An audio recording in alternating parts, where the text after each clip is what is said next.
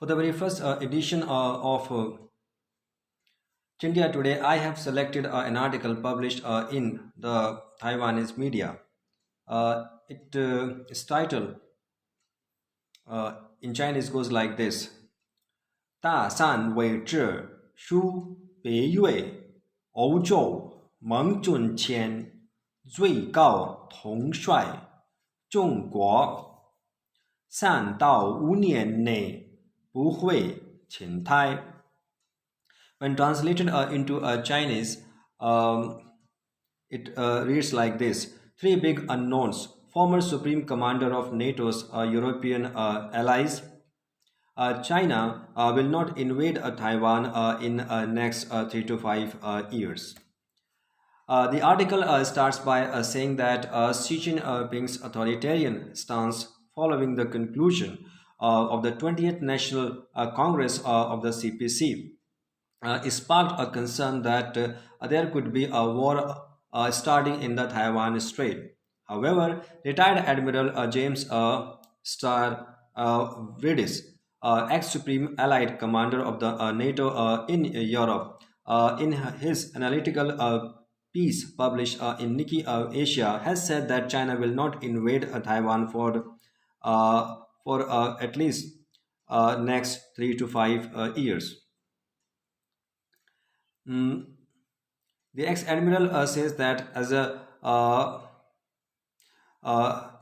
as a retired supreme commander of NATO's EU allies, he is often asked whether a Russian invasion of Ukraine will inspire China to take military action against Taiwan. Ukraine and Taiwan are indeed similar in some respects, as both are seen as quote-unquote breakaway regions by their giant neighbors. But a Chinese invasion should not occur in this region at this stage, as Beijing must first clarify three major unknowns according to Steve Ridis. So, what are these three unknowns? These three unknowns go like this. First, ability of Chinese military to fight a battle. Second, Taiwanese resistance. And third, Western sanctions.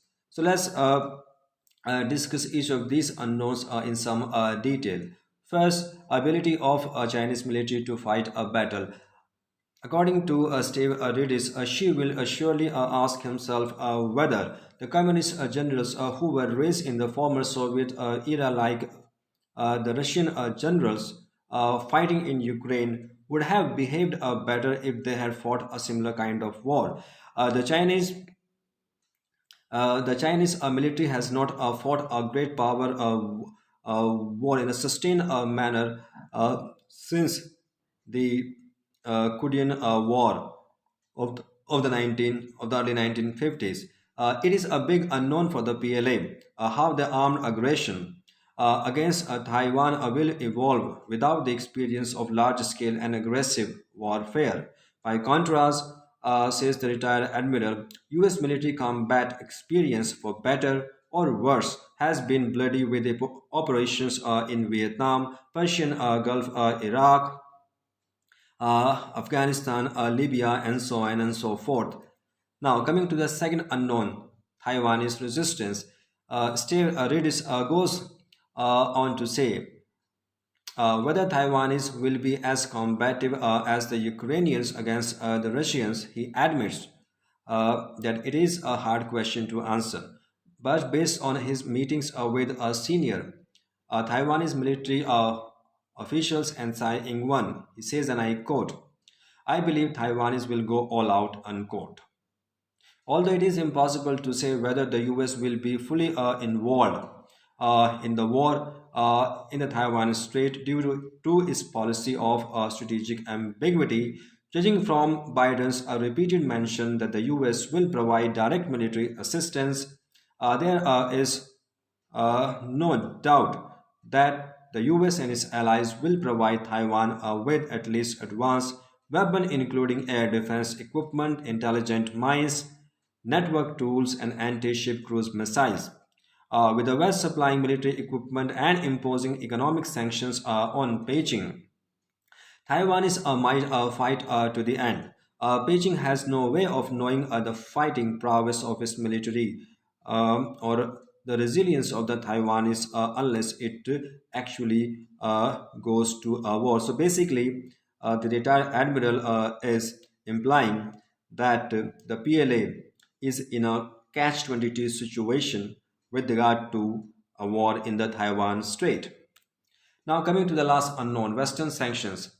According to the uh, retired admiral, before the war, China must think whether the West will impose severe sanctions as it did against Russia. He points out that China can justifiably deduce that with the size of its economy accounting for 17% of the global GDP, China is quote unquote too big to sanction.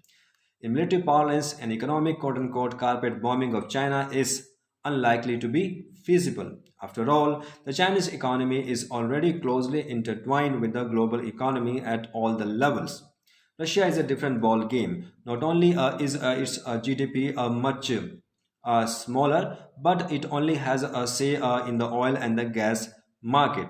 However, is it possible for the West to abandon quote unquote carpet bombing and resort to quote unquote targeted strikes on China's supply chain? The newly passed Chips and Science Act in August this year does not rule out that it is a prelude to sanctions against China and a set of packages to crack down on key items such as key electronic parts, main raw materials, and precision processed products are dexterously designed. So, Xi Jinping will be highly concerned about how such sanctions will affect China.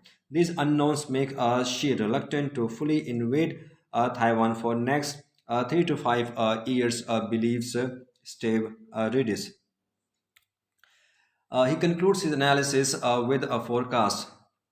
He believes that above mentioned three major unknowns are likely to make Beijing reluctant to wage a full-fledged war on Taiwan for at least another 3 to 5 years unless Taipei crosses China's final red line and declares de jure independence, which he believes is unlikely to happen. He forecasts that in the long run, as Communist Army accumulates more and better armaments, conducts more military operations outside its own region, establishes bases or military networks overseas like the US.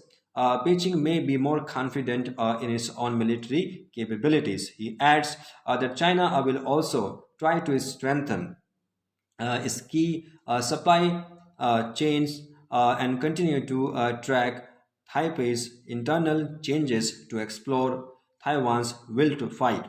He concludes by saying that until China has understanding of all these three unknowns of the invasion It's of 10 o'clock. Taiwan, Beijing will refrain from taking military action against Taiwan. Thank you so much.